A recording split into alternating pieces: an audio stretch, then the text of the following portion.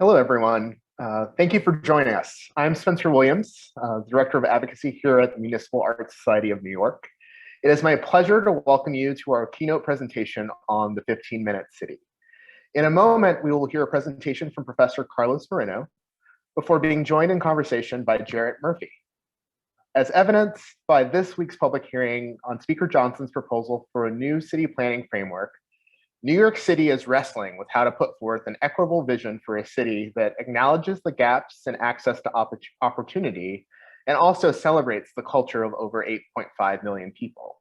I want you to take a moment and imagine a New York where most needs and services can be met within 15 minutes of your home by foot, by bike, or by public transportation. A city of proximity that is more connected, sustainable, and open. One that is truly planned for people. New York City is in the midst of preparing for a major shift in government over the next year with a significant turnover of the mayor, comptroller, all 5 borough presidents, and 35 of the 51 city council seats up for election. MAS hopes that New York's next elected leaders will put forth a bold vision for a more livable city.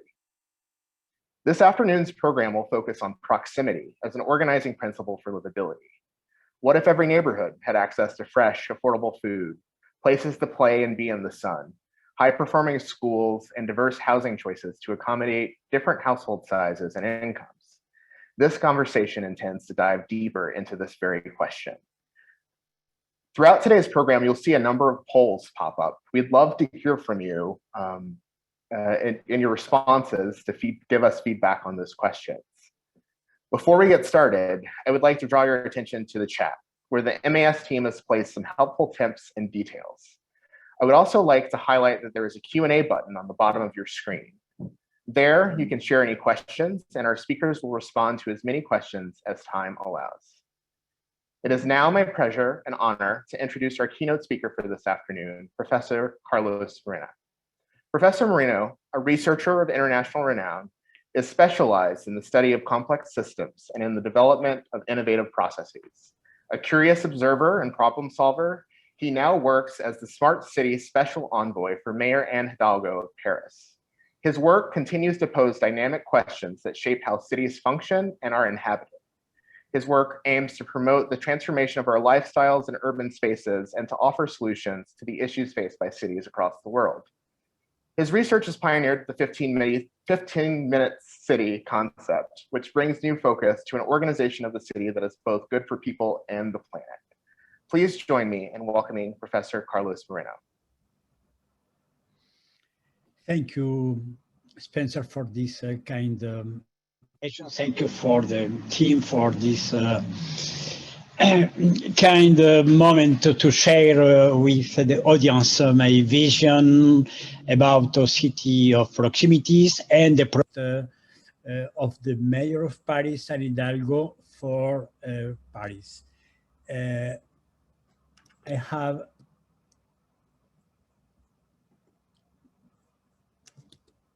a technical problem for sharing my screen, but this is okay now. I think that it's okay now. Do you have my screen for sharing my slideshow? It's a real pleasure for me to present today my research work of my team at the Sorbonne University, and at the same time the action plan for the city of Paris in order to transform our cities in a vibrant city of proximities with the paradigm of 15-minute city. Indeed, this concept has become a very popular worldwide, and in the 50 minutes for discussing with you about it, I wanted to share my guidelines of the project in Paris and the theoretical concept for this new paradigm. In reality, the mayor of Paris, Ms. Anne Hidalgo, embraced this paradigm 1 year ago before the municipal elections in order to propose a new way for the new mandature for the next 6 years in Paris for transforming our city, to continue to transform our city in this ecological way, but at the same time to propose the new proximity for developing more livability. If you want to understand the concept of 15-minute city beyond only the motto, it is necessary to understand that the origin of this concept was based and the climate change. The climate change is today the main threat for humanity, and in particular, of course, for our cities. The majority of population today live in cities, and the climate change is a reality. And at the same time, in the 2020, we have been living with this terrible, terrific COVID-19 crisis. In reality, the success of the 15-minute city around the world, we needed to identify this double convergence. On the one hand, the threat of climate change and the absolutely way for reaching the carbon neutrality at the horizon 2050, and for that to propose a roadmap, an ambitious roadmap for this decade for changing our urban lifestyle, for reducing radically our CO2 emissions, our urban CO2 emissions. And on the other hand, to live under this COVID-19 pandemic crisis, it is the new opportunity for transforming our urban lifestyle, and the concept of 15-minute city is in reality a new urban narrative for building again the social fabric. It is very, very important. The key element for the 15-minute city is the defense and the development of the urban common good. This is very, very important if we wanted to avoid the transformation of our cities in a city of proximity with strong gentrification. This is the risk, and we need to fight this risk with a strong urban policy based on urban common. In reality, the 15-minute city is the new path, a new trajectory for a sustainable city, with this idea that a sustainable city is at the same time a city with the ecological way and new economical way for sharing the added value in cities, and to keep the target of a very relevant positive social impact. The urban common, of course, it is the concept of the Nobel Prize Elinor Ostrom, when she proposed in 2009 this idea of the governance by the commons. And as a result of this proposal, that we need to develop our centralized cities and in a new polycentric city. We need to develop the multiple interactions. We need to manage the complexity of cities. We need to break the top-down attitude in city for the governance, and we need to change from a strict hierarchical way from a new collaborative and participative way. This is a very important element for understanding why we want to propose this concept of the 15-minute city, and as a result that we need to create a new powerful and collective and collaborative ecosystem for gathering the key actors of the city. The public actors, the local governors, the mayor, the team of the mayor, and as well the private sector, the economic sector, and of course the citizens and the different associations.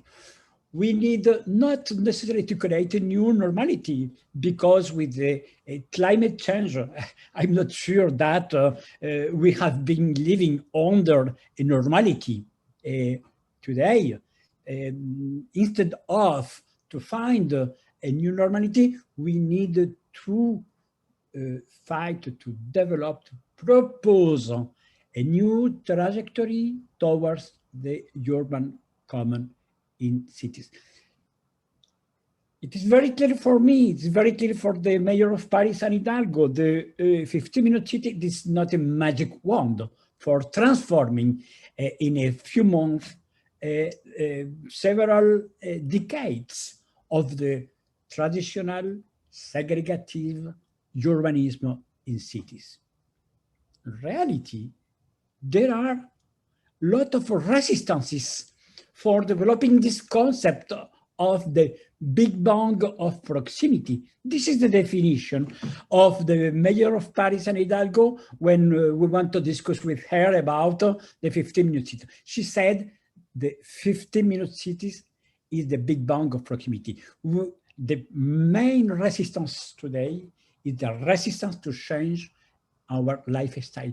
We needed to respond with the 15-minute city about this question in what kind of city we want to live in. It is not possible to continue to accept the unacceptable, the mineral cities, the mall of people for the massive concentration of the mass transportation in the poor conditions.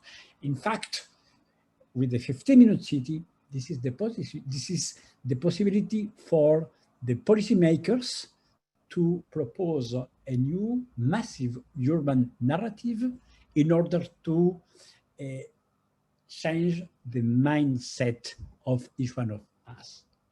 For that, the target of the 15-minute city is to propose a sustainable city in a polycentric and sustainable way.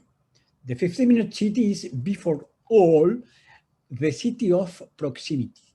The city of proximity is when we could take our time, take our usual time to rediscover a useful time for not only for going from my home to my work every day 1 hour and the round trip 1 hour more, but to use differently my time and with my sociability with a real urban life. The 15-minute city, the city of proximity, is based on 4 pillars: ecology in a low carbon way, proximity for rediscovering the resources, the material or immaterial resources in the proximity, solidarity for developing, generating, creating, fostering social links, intergenerational links, gender equity, and for fostering the citizen empowerment. There are the 4 pillars.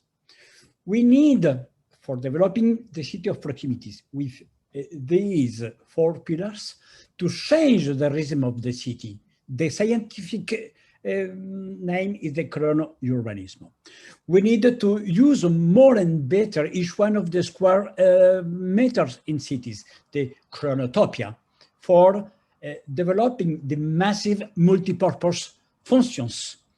And the topophilia, this is the new urbanities for loving our places, our streets, our boulevard, for developing a new feeling from each one of us for our local areas. The 15-minute cities is based on a human-oriented urbanism for living in a functional circularity. It is not only the circular economy. We want to go beyond the circular economy because we want to propose the social circularity, to live, to work, to supply, to care, physical and mental, to learn, to enjoy, within a reduced perimeter by a low carbon mobility, by foot or by bike, in 15 minutes in the compact zone, or 30 minutes in the middle or low density. We wanted to increase the indicator of my well-being with my family, the sociability with my neighbor and my work colleagues, and the better relationship with the planet with my positive ecological attitude and otherness. We wanted to propose this concept of the high quality societal urban life based on an easy access in the proximity of the maximum of the 6 urban social functions.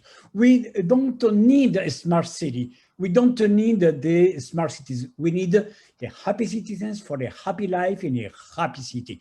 The target of the 15-minute city is to live in the intersections, to mix the urban social functions, to increase the indicators of well-being, of sociability, of the ecological attitude. We have been developing this new matrix of the high quality urban life with the new indicators. We want to, for that, exploring each one of our square meters in cities for reinventing a polycentric, multi-purpose vicinity. This is very, very important. Please, the idea is not to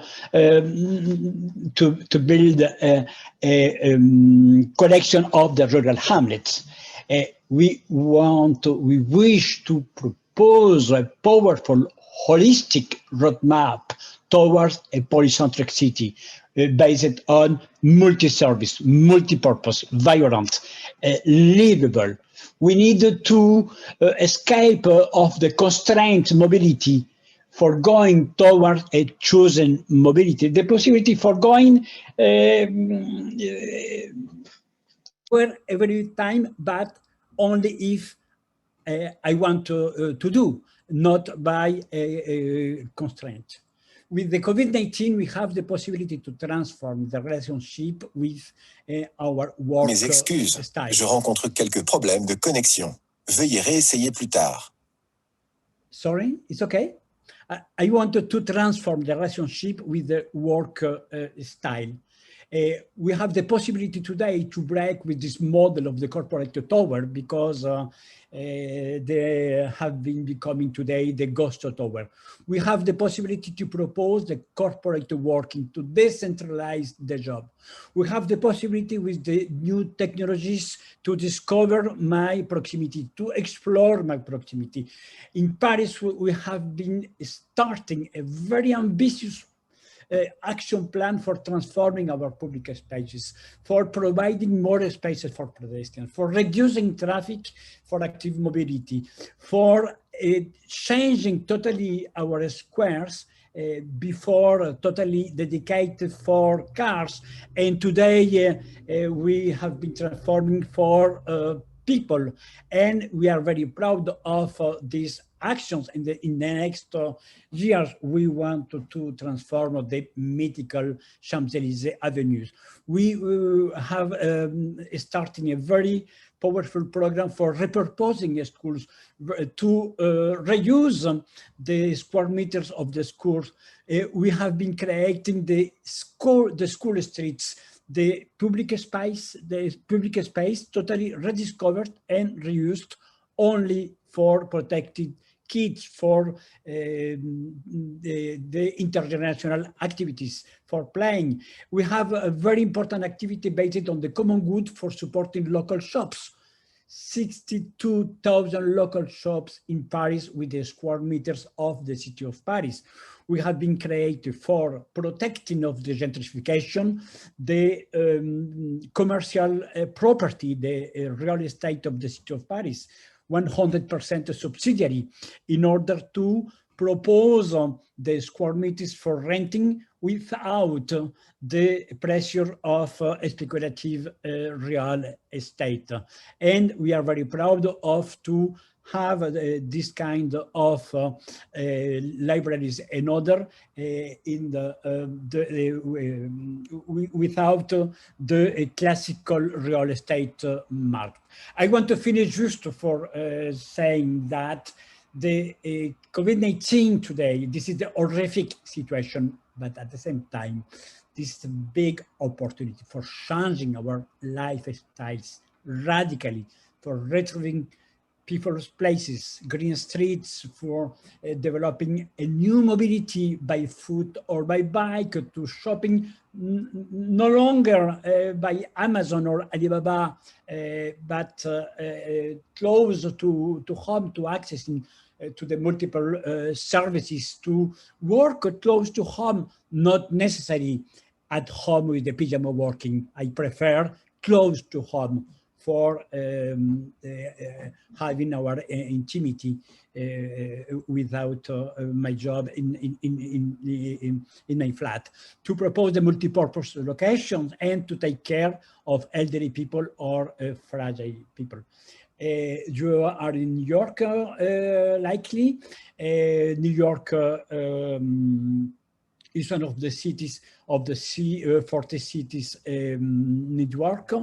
This powerful network of cities which fight against climate change has launched in December in the city of Paris an international 15 minutes actions. 18 cities have proposed places in each one of cities for reinventing proximities, and this international initiative is open until March for students and teachers for proposing projects in order to transform these places of cities in the 15 minutes areas.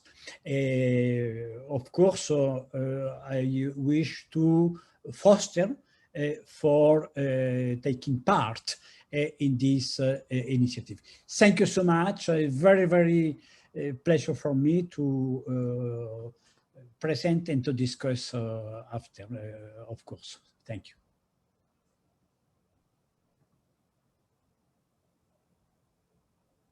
Thank you so much, Professor Moreno. That presentation was phenomenal in that it not only spoke to the physical city, but really talks about how this concept can bring agency to communities to really plan and meet their needs, and also to really take advantage of every opportunity to bring forward the idea, to reimagine small spaces, the way that government operates.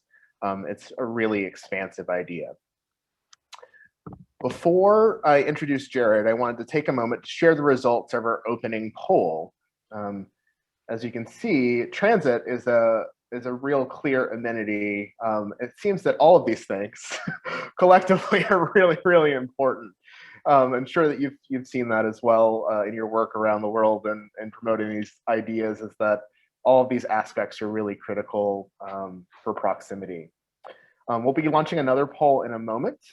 But now I'm delighted to turn things over to Jarrett Murphy to bring this idea into context for New York City. Thank you so much. Yeah, Jarrett Murphy is the executive editor at City Limits, an award-winning policy news outlet that has covered New York since 1976, and is also the co-host of WBAI's Max and Murphy Show. Before joining City Limits in 2007, he worked at the Hartford Advocate, CBS News, and our beloved former Village Voice. Jarrett? Thanks very much, Spencer. Yes, Village Voice of blessed memory. Good evening, good afternoon, everyone. Good evening, Professor. This was a very exciting presentation to hear.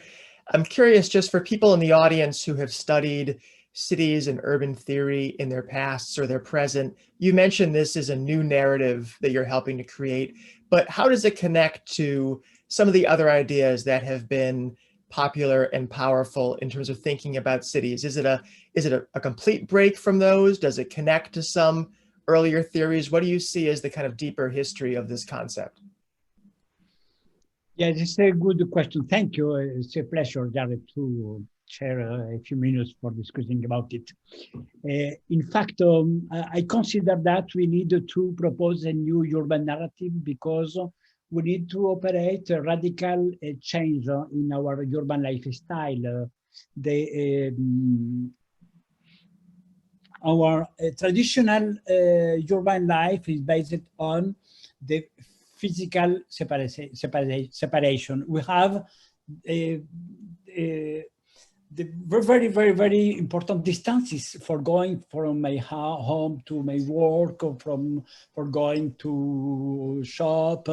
The urban social functions in reality today represent, in fact, a very strong constraint, and as a result, the reduction of the useful time for my global sociability. The new urban narrative is to create a new storytelling in cities, to develop a new educational way for young people, to propose another way for living.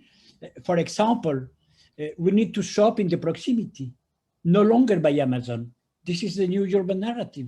Of course, it's in reality very easy to use Amazon or the digital technologies for shopping, but the consequences are the reduction of the local activities. I think that we need to propose not only the smart city based on technologies or digital technologies for solving the traffic jams. The real question is why we have the traffic jams. What is the reason for people take every day a car for moving in cities? To propose the rediscover this proximity, this is the possibility to no longer use my car for moving, because I wanted to give my priority for living in this proximity. This is not a new concept. We could read again Jane Jacobs with the concept of livable city. I wanted to rediscover Jane Jacobs, to rediscover the time geography, to rediscover the new urbanism, but at the era of digital technologies, because with the digital technologies, we could reuse these new possibilities for developing the new services, the new uses. It is not possible to propose a municipal bike sharing services without digital technologies. It's not possible to propose a participatory budget without digital technologies. The participatory budget, this is a very important point for the new urban narrative, because with the participatory budget in Paris, we have dedicated with 800 million euros only for participatory budget. This is the possibility for people to propose the projects for improving the local areas for developing the new projects in the district, in the boroughs, based on the roadmap for creating this city of proximity. 800 million euros only dedicated for that. This is a fantastic opportunity for creating this new urban narrative. That's a great point you bring up, and you talked about that in your presentation, the importance of participation and community buy-in on the local level. I'm curious, do you feel as though when you do that, that different neighborhoods will, or different groups in the city will have the same idea as to what constitutes the common good? I mean, there could be debate about, what does a neighborhood need and what constitutes something that we all share. I'm wondering if you've had any experience in Paris of people having different ideas of the common good we're supposed to share. Yeah. I think in my mind that for the audience, this is very, very, very important to keep in mind that the common good, this is one of the key elements for developing the city of proximities. The most important reason is to avoid a new gentrification based on a high quality of life in local areas and the absence of the social mix and the absence of the mixity of the different social categories. The common good, this is not a new concept, because the root of the common good is Elinor Ostrom in 2009. But the importance today of the common good, this is the capabilities for using this concept for proposing the new relations. We need to have in cities the process for regulating the private activities, the competitors. If we wanted to have a citizen in city for all, if we wanted to avoid the process of social exclusion based on the price of the square meter. The common good, this is the possibility for having, this is the case in Paris, we have a subsidiary 100% of the city of Paris, with very big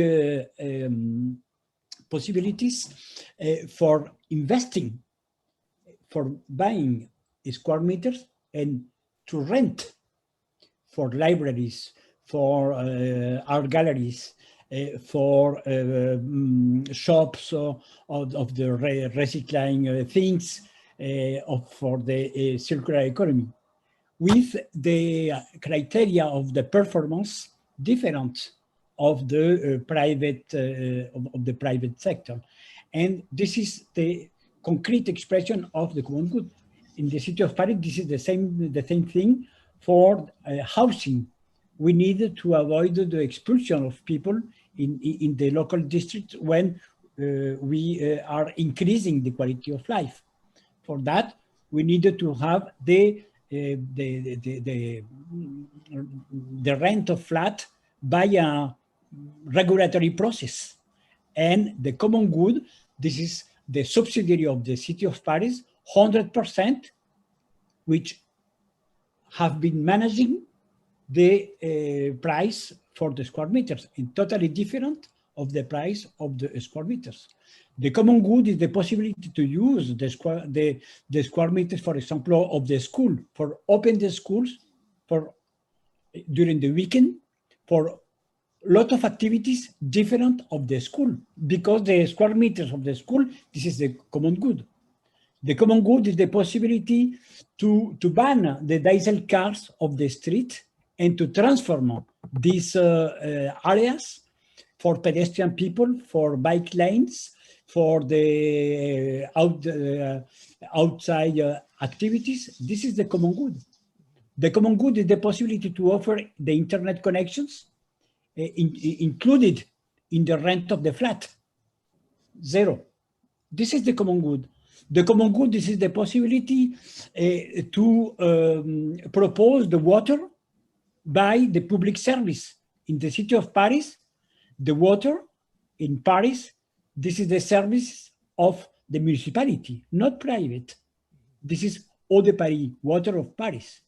And I am very proud of that because this is the common good. Water is the common good. It's not possible to have the water with the price in the private sector. This is the concrete expression of the common good for delivering a new urban policy, and the policymakers as the mayor of Paris and their ecosystem. And of course, this is the coexistence with the normal classical private sector for keeping the balance in the different activities. I want to turn to reading some great questions through the Q&A, and I would encourage people to keep sending them in. And one of them is a question I had too, and it's about the concept of 50 minutes itself, 15 minutes as the measure for the distance that you want these amenities to be located in. And in some ways it's simplistic, but I think it's a real question. 50 minutes for most of us in terms of walking or biking is a certain distance, but for people who have mobility issues, for people who are older, and New York City, as it is the case for many cities, is getting older and grayer. How do we kind of gauge the 15-minute circle, compass, for people who frankly are going to cover less ground in 15 minutes? Is that a consideration? Yeah, very, very good question, Jarrett. Thank you. Thank you for this very relevant question. Please, audience, please, the question in reality is not the metric distance. This is very popular, 15 minutes, but this is the not problem. We could have 18 minutes, 21 minutes, 25 minutes, 28 minutes. The real question is, how could we optimize all kinds of resources, materials or immaterials in the proximity for developing a polycentric city based on common good, multi-service, multi-purpose, topophilia, to live differently, to change our urban lifestyle. Several people said to me, Carlos, 15 minutes, but in my city, 15 minutes is not possible. I prefer 30 minutes. It's good, it's not a problem. In reality, we have the main concept is cities and territories of proximities. I proposed 15 minutes because this is a very strong impact, because 15 minutes is not necessarily close by home, but it's not so far. This is for several people, it sounds good, but this is the not problem. We want to in the territories with a middle or low density, we have been proposing 30 minutes territory. But Jared, the 50 minutes or the 20 minutes or the 30 minutes for a kid, for a teenager, for an adult, for the elderly people is not the same. The distance is not the same if I have an electrical bike or not. This is not the importance. The importance is it is possible or not to shift the paradigm based on ecology towards a low carbon city, to develop my proximity for rediscovering, use, reuse more and better my material or immaterial resources, to develop the social links, solidarity, intergenerational, and the gender equity, and to propose a new way for citizen empowerment.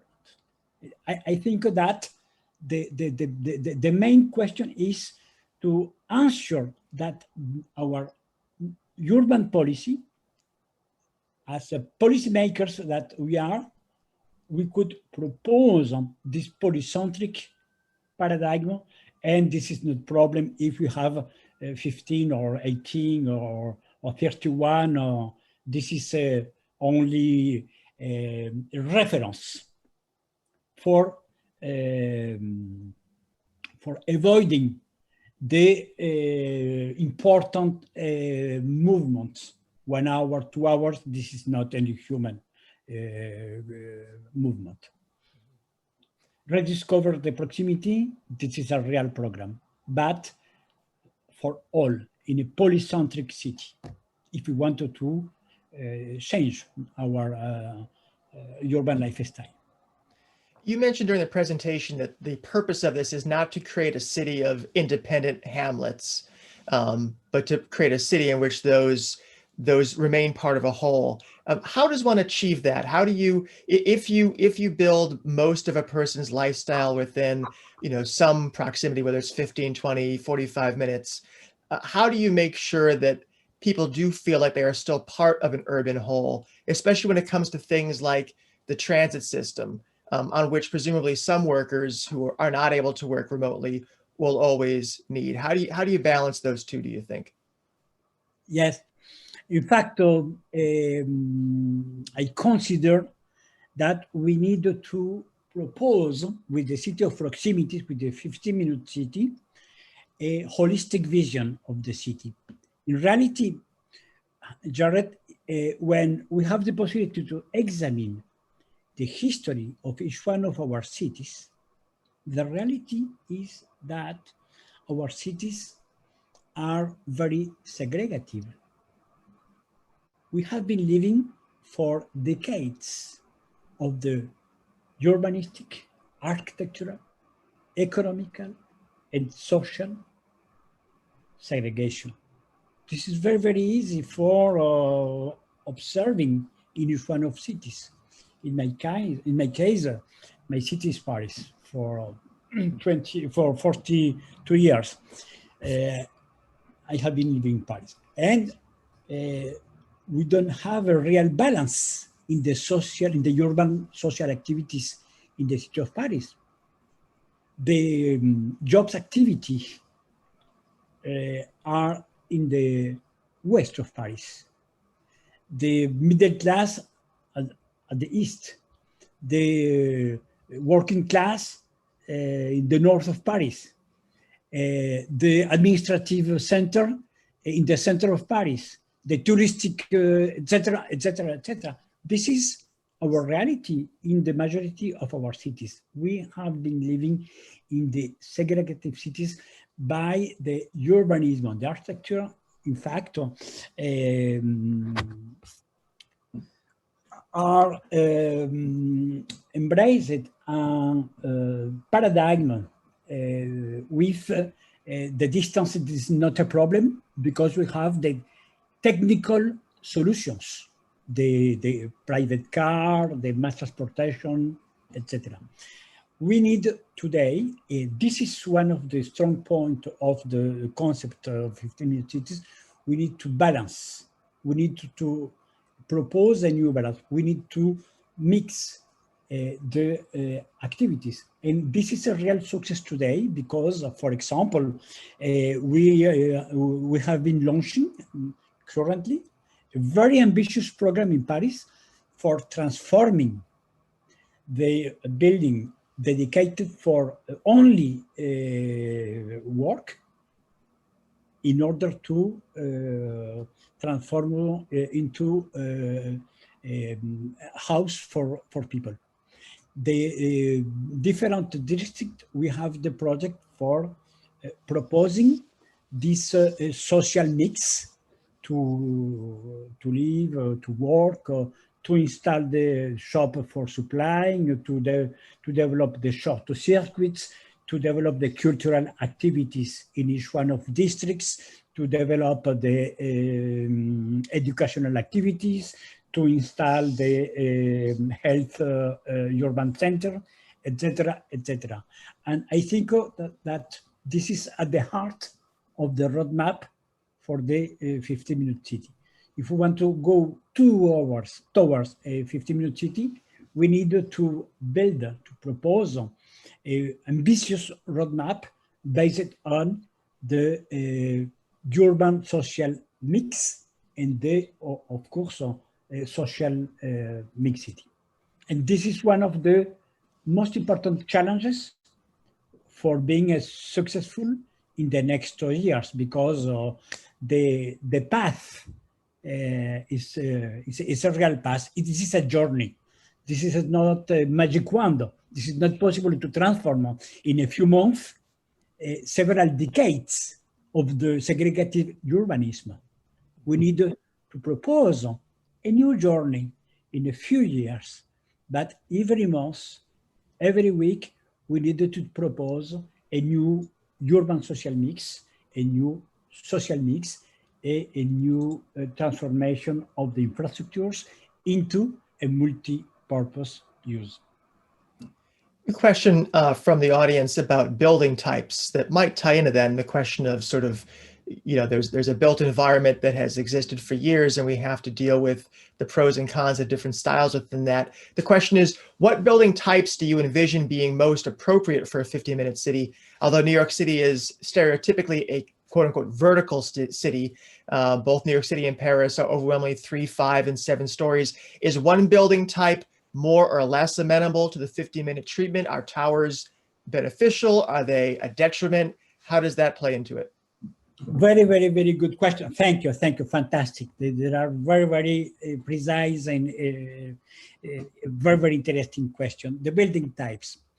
This is not only the case for the city of Paris, because I could speak precisely about Paris, but the question is general for different cities interested today in plan to develop this concept of a city of proximity.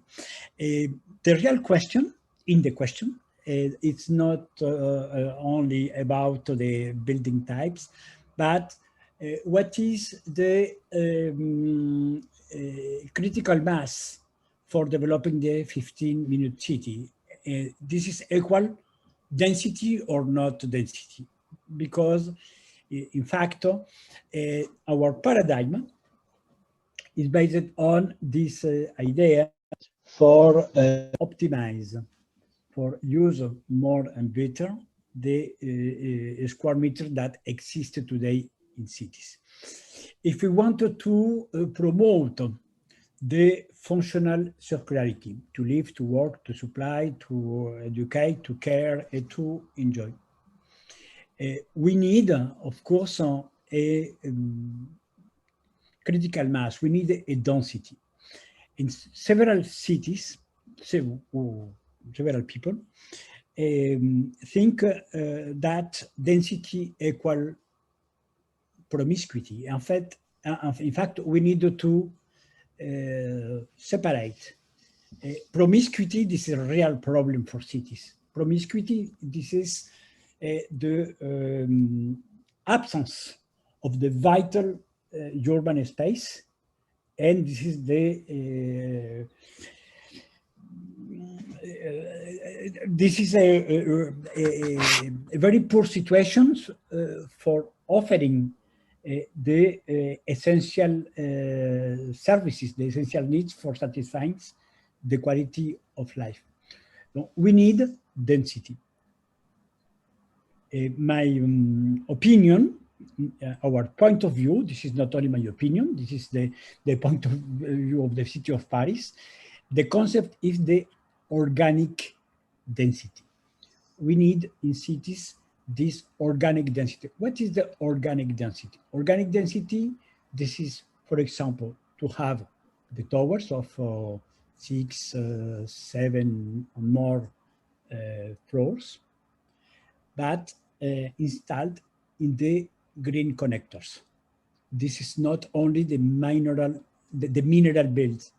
This is the possibility to mix the green connectors in the surface with the building with the organic materials, with the natural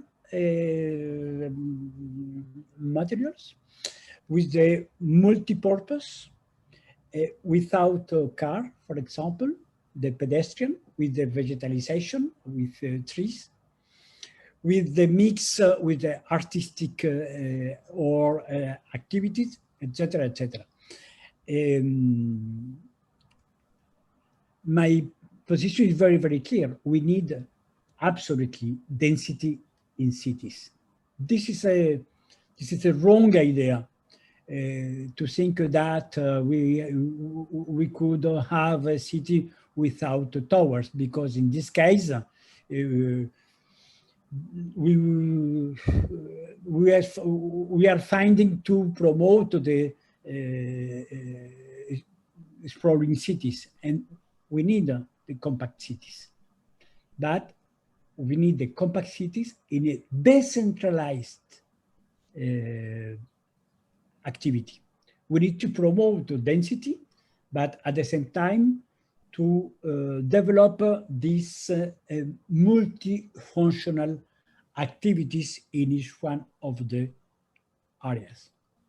One of the reasons for that is, of course, that we need a very good system for public transportation, the bike lanes, and the walkability of cities. I think that this is the three conditions: walkability for exploring my proximity and to have a good access to the different social services in my proximity. Bikeability, because this is the possibility to go from 2, 3, 4, 5 kilometers and to continue to access to the services in a low carbon attitude. And the good public transportation with buses or underground for connecting me with other areas in city. By the density, I think that this is the positive way for cities. So couple questions, several questions actually from the chat related to kind of next steps for local governments interested in this idea. And so this is a two-part question. One is, what do you think is the most logical first step for a city that wants to begin this process? And then what's the full list of things that government can do to encourage this, as opposed to cultural changes, actions by private business? Like, what is the full role of government in trying to inculcate the 15-minute city? And the first part, what's the first step a place like New York City might take? Yes, nice, very good question, Alfred. I think that in the city of Paris, for example, for be precise, then the first step is to two different things. The focus to define a ambitious urban policy based on common good for developing the polycentric city. This is this is the kernel, this is the core of the program. Without a ambitious program based on common good, it is possible to develop the 15-minute city or the city of proximities for the gentrification process. With the common good, we have the possibility to create the new tools for answering this necessary regulation. This is the first point. Ambitious roadmap based on common good for a polycentric and sustainable city. If we want to implement after that the 15-minute city, we needed to explore the different areas, the different districts, the different boroughs. We needed to rediscover our city. We need to rediscover the material resources. We need to rediscover the immaterial resources. In fact, this is the totally incredible, this is a very incredible step because when we have the possibility to rediscover the proximity to exploring, the future, it's totally enhanced for imagining the possibility for using differently these resources. This is the case in the city of Paris, and one of the good tools in reality is the digital technologies. In our case, at the Sorbonne University, the first step was to develop a very powerful digital platform based on the convergence of maps, the exploring the resources geolocalized, and to propose a system based on artificial intelligence for a massive exploration of the resources, and to match the local resources with the roadmap in the transformation of this functional circularity. This is the third step. We needed to identify, to live, to work, to supply, to educate, to care, to enjoy. How could we implement in each one of the districts the maximum of these social functions in this proximity?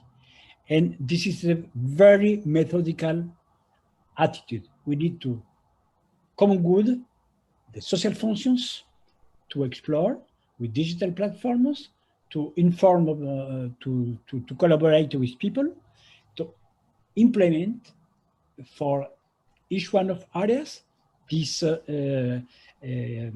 possibility for mix the urban social functions. We need for that new tools, the participatory budget for encouraging people to take part. We need to regulate with the price for square meters.